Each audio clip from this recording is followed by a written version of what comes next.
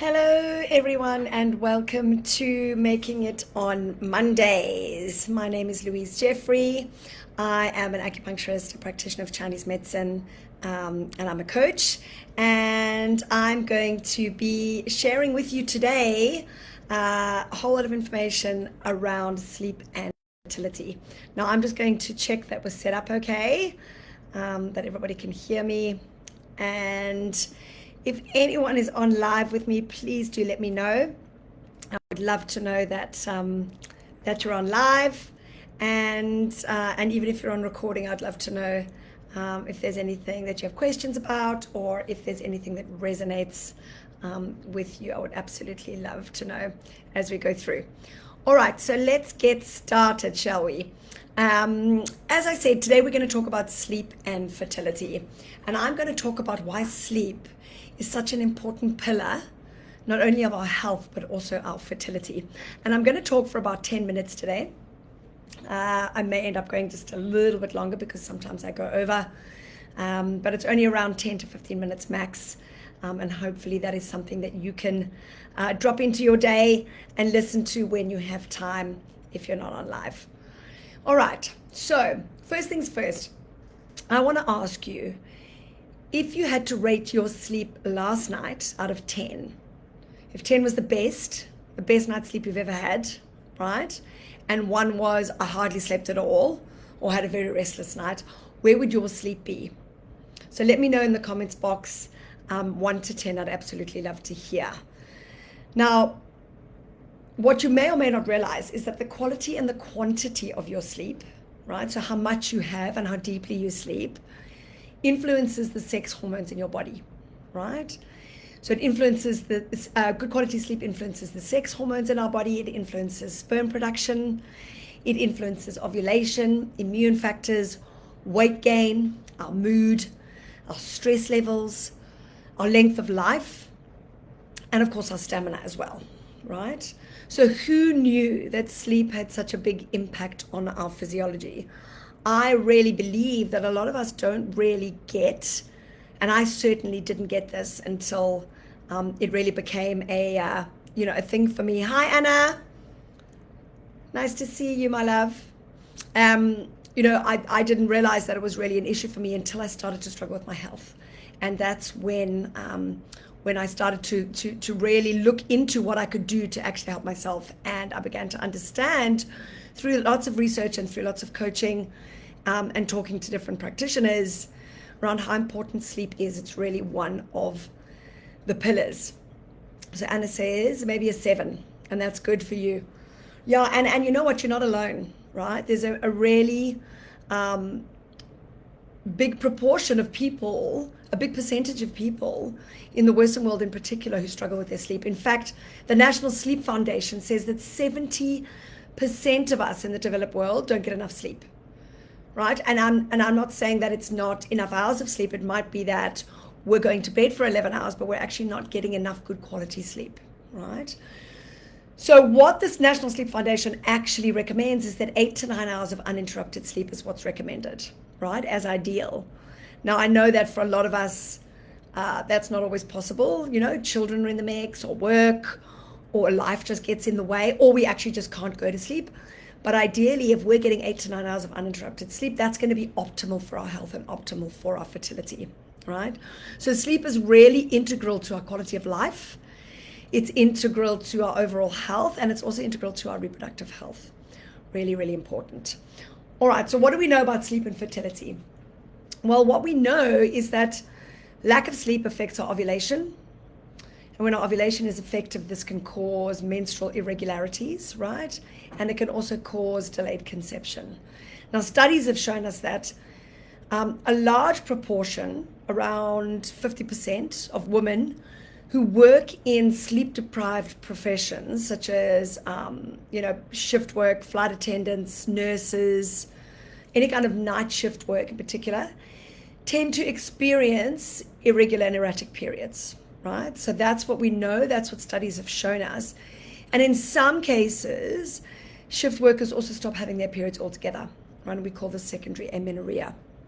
Now, in an ideal world, when men and women are trying to conceive, we should really try and avoid shift work if we can, right? And we should really try and avoid skimping on sleep if we can.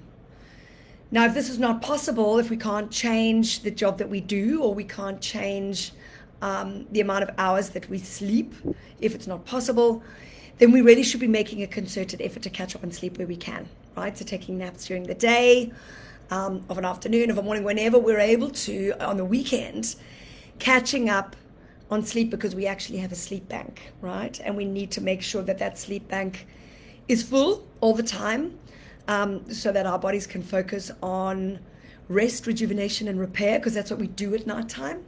And once the body has done all of that, it's done all the healing that it needs to do, it's done all the regulation that it needs to do at nighttime, it can focus on the other non-essential functions in the body, like reproduction. So what we know from research about men as well is that lack of sleep can also cause a slump in sperm production. And the interesting thing to really note here is that testosterone production actually occurs in men during the night, right? It does occur during the day, but it occurs more at nighttime, right? When we're in that rest and repair state. So the production of sperm in the testes typically increases around 20 to 30% during the sleeping hours, right? So a good night's sleep is really important for optimum testosterone levels, and it's really important for men if they're trying to conceive. Making sure that we have a good night's sleep. All right, so what we also know is that it's harder for poor sleepers to lose weight. We know that a lack of sleep impacts our metabolic function, all right? And we know that when we don't sleep enough hours, or we have bad quality sleep, it negatively impacts our metabolism. And we also know that certain immune factors, or cytokines in the body, are there to regulate our sleep patterns. And in turn, when we don't have enough of these cytokines, they can also cause sleep deprivation.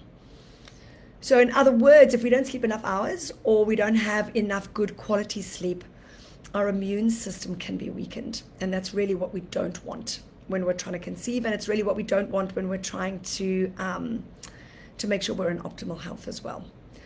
So by now, you're really starting to see, I hope, that sleep is really a crucial component of your overall preconception or conception plan, right? So if you're planning on trying to conceive, or if you've started trying to conceive, making sure that you're getting adequate sleep is really, really, really important.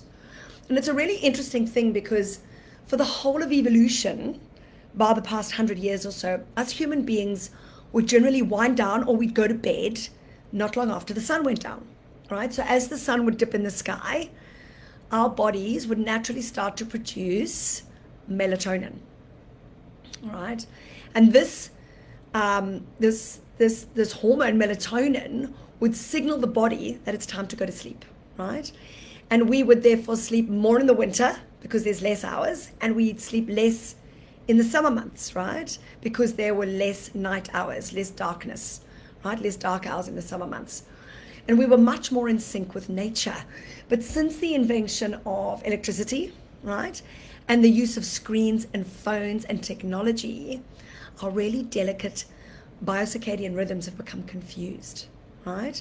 We've got lights we can switch on and off whenever we want to, and we spend a lot of time, especially at nighttime, on screens and on phones, and we're addicted to caffeine and stimulants. So it's really no wonder that our bodies don't know when it's time to go to sleep. They've become confused, and our biocircadian rhythms have gone completely out of whack.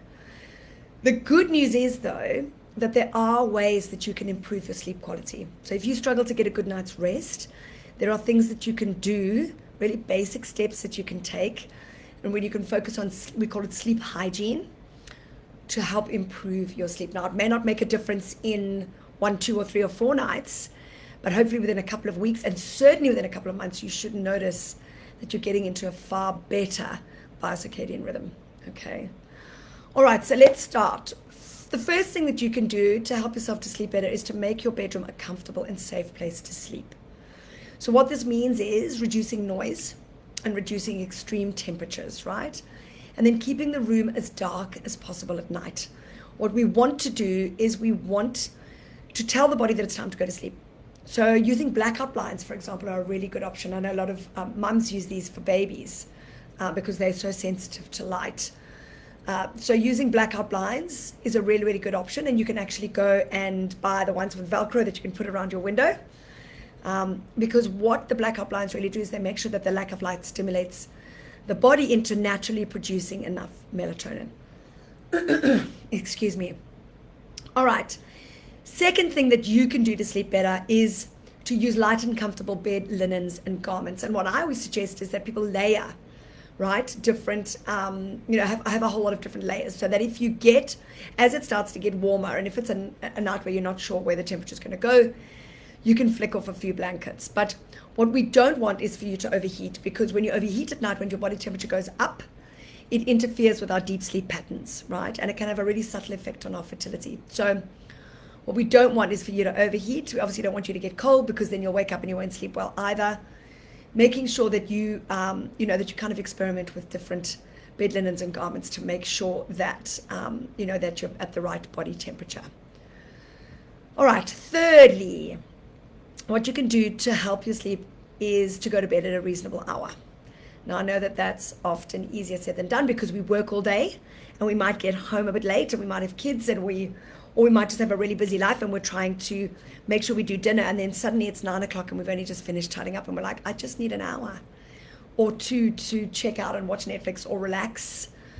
But if we don't go to bed at a reasonable hour, right, so before 10 p.m. at night, the issue here really is that not all sleeping hours are created equal. And what we know is that deeper sleep tends to happen more regularly if we go to sleep before 10 p.m. at night, right? And what happens is that when we go to bed before 10 p.m. at night, this increases the overall quality of our sleep, right? So if we stay up too late, like past 10 p.m. or past 11 p.m. in particular at night, the body starts to release cortisol, which is a stress hormone. And it does this to meet the demands of staying awake, because we should be going to sleep. And what it results in is wakefulness and a really busy mind. So just in the same way that overtired babies are irritable, and it gets harder and harder to put them to sleep when they're really kind of, fraught and stressed out, it's the same for adults, right? And it can really manifest as this feeling of feeling tired but wired, right? I don't know if any of you have ever experienced that before. I know that I certainly have, where I go past the point of going to bed. And it's really hard when we're in that tired but wired state to actually quieten our minds as we're trying to fall asleep. So going to bed before 10 p.m. is really important in helping us to create healthy sleep cycles. All right. Then fourth, another thing that you can do to improve your sleep is to try to go to bed and get up at a similar time every day, right? Including weekends and holidays. Now, the reason we do this is because the body loves routine and it loves predictability. Our biocircadian rhythm likes to be in a rhythm that it knows. And if you get into a rhythm, a fairly consistent rhythm in terms of your sleep, your body will start to produce melatonin an hour before it knows that you're going to bed, right? Now, I know that this is not always possible, because life doesn't always work like that.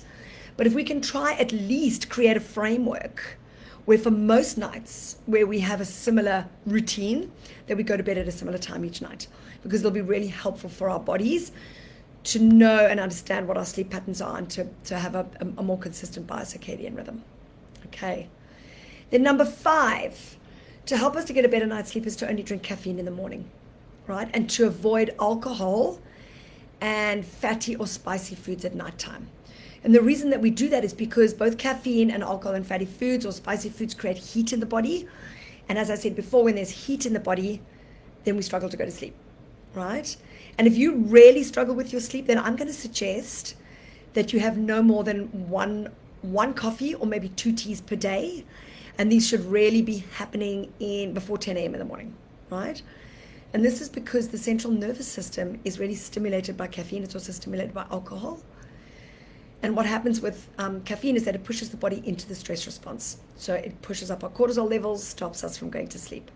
So even one strong coffee, one double coffee at 10 a.m. in the morning, if we suffer with sleep issues, can really cause our sleep to be lighter. So giving up coffee or dropping down to having tea, which is only about a third of the strength of caffeine, moving to tea if you can rather than coffee is really, really good.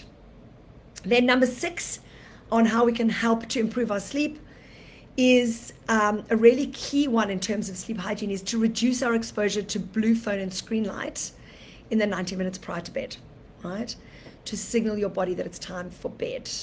So shutting down, not looking at a screen, not looking at, phone, maybe reading a book in the last 90 minutes before you go to sleep, so that your body can start to understand that it's time to go to bed. And then last but not least, if you still can't sleep after trying all of the above sleep hygiene tips, then try some herbal sleeping aids like valerian root is really, really good.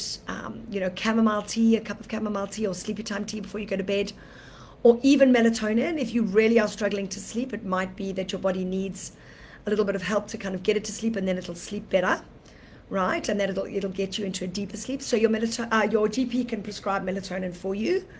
In Australia, you need a GP to prescribe it, so you can go to your GP and just say, look, I'm struggling with my sleep. Can you give us some melatonin? And they should be able to give you a script. All right, it's fairly inert melatonin. I believe it to be non-habit forming, and it doesn't have a negative feedback loop, is my understanding around melatonin. So sometimes we really just need help getting into a good sleeping rhythm. And, acupuncture and Chinese herbs are also really good to try if you struggle with sleep. And if you're having acupuncture and you're utilizing Chinese herbs for fertility, then chat to your acupuncturist, chat to your Chinese medicine practitioner, let them know that you're not sleeping, and there's certain point protocols that we will use and certain Chinese herbs that we'll use to help you to sleep as well. All right, the other thing that you can do, and this has just dropped into my mind now, is Amy did an amazing video on a Japanese foot bath that you can do, which is soaking your feet with Epsom salts, and you can do this for 20 minutes as you wind down for bed. Really, really helpful for helping you to sleep. Draws the energy from the top of the body all the way down to the feet, calms the central nervous system down. Really, really good hot foot bath to do. So there's a video, if you search in the group for foot bath, you'll come up with the video of that Amy posted, which is fantastic. In fact, I'll go and look for that video, and I'll actually pin it to the top today, so you guys have got it. So I hope that this session was helpful. I know I went over by about 5 minutes, but make sure you let us know in the comments box if you're on live or if you are on the recording, if anything resonated with you, if the session was helpful, or if you have any questions at all about anything I've said today, please let me know. I'll be back next week at around 12. Again, Australian Eastern Standard Time for our next Making It on Mondays. Hope you have a beautiful, beautiful week and that you get to see lots of sunshine. Bye for now.